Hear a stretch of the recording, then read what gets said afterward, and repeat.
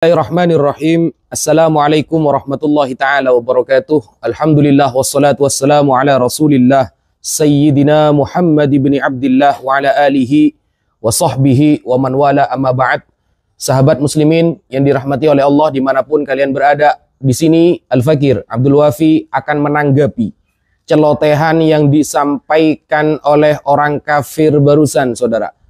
Jadi ketika tanpa ragu mengomentari apa yang pernah disampaikan oleh Al-Ustadz Firanda. Ketika Ustadz Firanda mengatakan bahwa hidup Nabi itu pas-pasan, kemudian tanpa ragu menframing bahwa Rasulullah Shallallahu Alaihi Wasallam itu ya memang miskin atau pas-pasan, dan yang paling enak itu beli mobil uangnya pas, beli rumah uangnya pas. Itu adalah sebuah framingan yang tanpa dasar, saudara. Lalu dia membentrokkan pendapat Ustadz Firanda dengan beberapa asatid yang lain. Seolah-olah Islam menjadi dua kubu, antara orang-orang yang setuju bahwa Nabi Muhammad SAW adalah orang yang kaya, atau ada pendapat yang mengatakan Nabi Muhammad adalah orang yang miskin. Nah, sekarang Al-Fakir akan menjawab sesuai dengan referensi yang akurat. Jadi, kalau membuat video, saudara, khususnya kau orang kafir, pakai referensi, bukan hanya modal framingan. Para ulama atau para asatid yang mengatakan bahwa Nabi Muhammad SAW adalah orang yang pas-pasan, sederhana, miskin, maka saya katakan pendapat itu benar. Karena memang Nabi memposisikan hidupnya sebagai orang yang zahid. Zahid artinya zuhud, tidak cinta kepada dunia. Dan Nabi Muhammad SAW secara hakikatnya beliau itu memiliki banyak harta, saudara. Tertulis di dalam buku yang berjudul Amwalun Nabi. Ada buku yang berjudul bernama Amwalun Nabi yang ditulis oleh Dr. Abdul Fattah As-Samman. Di dalam kitab itu disebutkan bahwa total kekayaan Rasulullah SAW setara dengan 1217 gram emas. Bayangkan, 1217 gram emas, kalau kita kalkulasikan 1 kilo emas, itu kalau kita rupiahkan kira-kira 1.360.000.000. 1.360.000.000, saudara. Kalau dikali 1217, berarti total kekayaan Rasulullah Sallallahu Alaihi Wasallam kira-kira 1.006.000.000.000 dan sekian-sekian. Itu total kekayaan Rasulullah Sallallahu Alaihi Wasallam. Itu tertulis dalam kitab tersebut, Amwalun Nabi, yang ditulis oleh Dr. Abdul Fattah As-Sammani. Dan ada juga sebuah buku setebal 560 halaman, saudara, yang diangkat oleh sebuah disertasi menjadi sebuah disertasi yang mengungkap bahwa Rasulullah Sallallahu Alaihi Wasallam, dan disertasinya ini berjudul Iqtisadun Nabi, yang artinya adalah ekonomi Nabi Muhammad Sallallahu Alaihi Wasallam. Ternyata kalau kita teliti satu persatu, Nabi Muhammad itu memang kaya raya, cuma beliau memilih hidup secara sederhana, saudara. Memilih hidup tidak foya-foya, tidak menampakkan kekayaannya. Begitu loh. Tetapi ingat, di dalam hadis-hadis sahih, baik riwayat Imam Muslim, riwayat Imam Al-Bukhari, dan para ulama yang lain, bahwa kana Nabi sallallahu alaihi wasallam ajwadun nas. Nabi adalah orang yang paling dermawan, saudara. Wa kana ajwadu ma yakunu fi Ramadan. Dan Nabi akan menjadi lebih dermawan lagi ketika di bulan Ramadan, saudara. Dan itu hadisnya banyak sekali yang menjelaskan tentang Nabi Muhammad SAW suka memberi kepada sesama, bahkan kepada non-muslim. Nabi Muhammad SAW tidak tanggung-tanggung dalam bersedekah. Ada satu riwayat, saudara, bahwa Rasulullah SAW, dan riwayatnya ini sahih, pernah bersedekah kepada salah satu orang non-muslim. Anna rajulan ata an-nabiyya sallallahu alaihi wasallam. Suatu saat ada seorang laki-laki mendatangi Nabi. Hadis ini riwayat dari sahabat Anas bin Malik. Nah, ada seorang laki-laki datang kepada Nabi, lalu laki-laki ini meminta ghanaman. Sa'alan nabiyya ghanaman. Laki-laki ini, non-muslim ini, meminta kambing kepada Rasulullah SAW bainal jabalaini, di antara dua bukit. Lalu apa reaksi Nabi Muhammad? Apakah Nabi Muhammad mengatakan bahwa kamu non-muslim tidak akan aku beri sedekah? Atau kamu wahai kafir, ketika meminta sesuatu lalu Nabi Muhammad marah begitu? Oh tidak. Ternyata Nabi Muhammad memberikan semua kambing yang dia miliki kepada sosok laki-laki non-muslim tadi. Kemudian fa'ata qaumahu.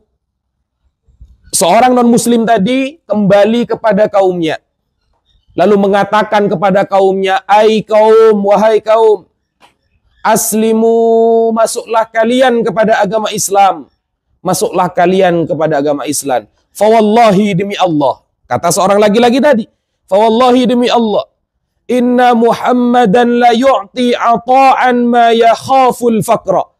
Demi Allah, aku menyaksikan bahwa Muhammad ketika dia bersedekah seperti orang yang tak pernah takut kepada kefakiran, saudara. Nabi Muhammad ketika bersedekah seolah-olah dia tidak akan pernah takut bahwa dia akan fakir, dia akan miskin. Sebab sedekah Nabi kepada non-muslim tadi, akhirnya dia masuk Islam dan banyak orang-orang yang masuk Islam. Lalu kenapa kemudian Nabi milih hidup pas-pasan, sederhana, tidak kaya raya? Karena akhlak Rasulullah SAW seperti Al-Quran. Karena akhlakuhu kal-Quran. Akhlak Rasulullah seperti Al-Quran.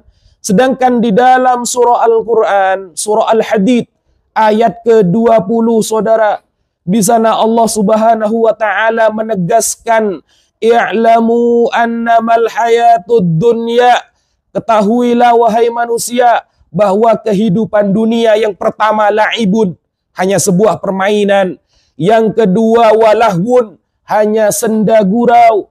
Yang ketiga wazinatun, hanya sebuah perhiasan. Kemudian watafakhurun bainakum, dunia ini hanya kalian mau berbangga-bangga saja di dalamnya. Kemudian watakathurun fil amwali wal aulad, dan hanya untuk memperbanyak harta dan anak. Karena Allah menarasikan bahwa dunia ini hanya seperti itu, sehingga Nabi tidak memilih dunia, tapi wal akhiratu khairu wa abqa, bahwa akhirat jauh lebih baik dan lebih kekal, saudara. Tetapi apa yang terjadi kepada kita? Bal tu'thirunal hayatad dunya, tapi kalian memilih kehidupan dunia. Nabi sedekahnya itu, bahkan ada sebuah riwayat bahwa Nabi Muhammad SAW, lahan yang beliau sedekahkan kepada umat ada sekitar 15 lahan, saudara. Ada 15 lahan yang beliau sedekahkan kepada umat. Dan per satu lahan yang disedekahkan oleh Rasulullah, itu harganya kalau kita kalkulasi seharga 25 kilo emas, saudara. Satu lahan seharga 25 kilo emas, ada 15 lahan yang disedekahkan oleh Rasulullah SAW. Maka benarlah perkataan non-muslim yang memuji Nabi Muhammad barusan. Inna Muhammadan la yu'ti ata'an ma yakhaful faqra. Nabi Muhammad kalau bersedekah seolah-olah dia seperti tidak pernah takut kepada kefakiran, saudara. Nah, ini adalah jawaban-jawaban yang kita kembalikan referensinya kepada hadis sahih, kepada ayat Al-Quran, kemudian kepada penafsiran para ulama, kepada penelitian, bahkan suatu disertasi kita sampaikan barusan. Nah, kalau cuma hanya modal framingan, menuduh Nabi Muhammad begini dan begitu, hanya modal framingan, tidak punya referensi, tidak pernah belajar bahasa Arab, mengkritik hanya pakai terjemahan, maka saya bisa seperti itu, saudara. Kita buktikan. Kalau kita buka, ya, di dalam Filipi, teman-teman, ya, sampai buka di dalam Filipi 2 nomor 6. Pada salah satu penafsir yang bernama Matthew Henry, salah satu penafsir terkenal di kalangan Katolik. Dan kalau kita lihat di dalam Alkitab Sabda, salah satu rujukan para debater Kristen untuk berdebat dengan umat Islam. Kita lihat tafsirannya. Di sana jelas dikatakan bahwa Yesus yang merupakan sosok Tuhan, kata mereka, yang merupakan sosok yang paling diagungkan karena telah menebus dosa, kata mereka. Ini kalau kita mau menggunakan framingan belaka. Yesus dikatakan dalam Filipi 2 nomor 6, tafsiran Matthew Henry, dia hidupnya dari sedekah, saudara. Rumah gak punya, hidupnya dari donasi. Kalau ada donatur baru makan dia itu. Kata siapa? Kata penafsir. Alkitab Sabda salah satunya adalah Matthew Henry. Masa susah-susah Tuhannya turun ke dunia, hidupnya dari sedekah umatnya. Susah-susah Tuhan turun ke dunia, rumah pun gak punya. Susah-susah Tuhan turun ke dunia, gak pernah keliling dunia.